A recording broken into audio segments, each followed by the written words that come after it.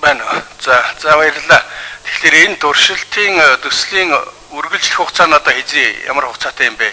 Хизээ дуусах уу гэсэн нэг юм асуулт байна. Хоёрдугаарт нь энэ туршилтын талбайд зөвхөн одоо Улаанбаатараас гадна өөр төрлийн одоо ургамал тарьж байгаа юу? Тухайлбал цагаан будаач гэдэг юм уу? Эсвэл одоо Япон солонгосын өргөн хэрэгэлдэг одоо тэр орны бүтээгдэхүүн нэг туршилт хийж байгаа юу гэсэн хоёр дахь асуулт байна. Гуравдугаарт нь энэ туршилтаас гарсан үр дүн хэрэгжүүлэх тал дээр ухаандаа дагалдан одоо нөгөө ажил дээр нь сургах тийм технологи явдаг. Энэ төр төслийн хөтөлбөрт орж Монгол хүмүүсүүд эдний ухаандаа тарьж байгаа технологи эзэмшиж байгаа юу гэсэн гурав дахь асуулт байна.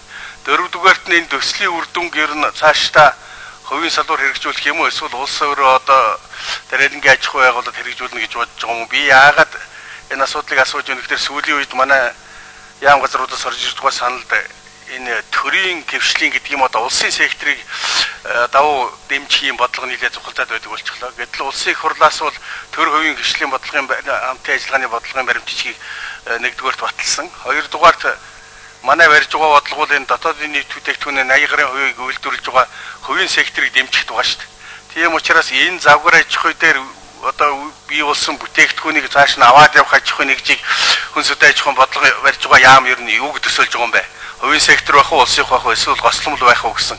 Энийг би яагаад асууж байна гэхээр одоо энэ туршилтын үйл ажиллагаанаас эхлээд тэр улсууд ч дагалдаж юмар тэр технологийн эзэмшиж арга технологийн эзэмшиж явах хэрэгтэй байх гэсэн ийм бодол байна. Энэ ийм хэдэн зүйлд хариулж өгнө үү? Батамжууны сайд Бодгошны асуултанд хариулъя. Бодгошны асуултанд хариулъя. Тэнд бас олон зүйл урмуудын жижиг одоо талбай дээр туршилт хэмээгээр тариад Улаанбаатар тэжээлийн тармил энэ дотор 10 эрдэнэ шавьёос шар боорцог төмс бүсний нарийн ногоонууд жим жинсгний одоо 2-3 төрөл ийм жижиг юмуд байгаа.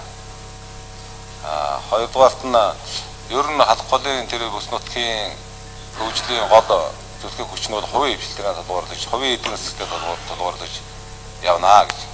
Төрийн зүгээс дэд үтсэн чиглэлээр нь бодлогын чиглэлээр нь дэмжиж өгөх ийм чиглэлээр барьж явж байгаа.